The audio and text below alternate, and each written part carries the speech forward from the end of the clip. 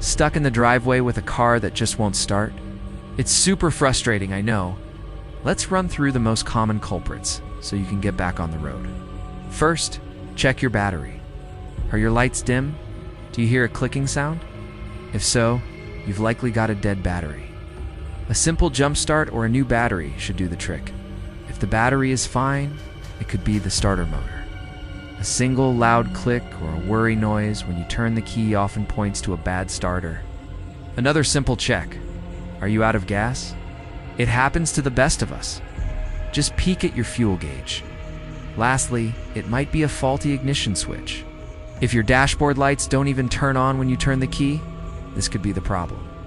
So, check your battery, fuel, and listen for those key sounds. Hope this helps. Don't forget to like and subscribe for more car tips.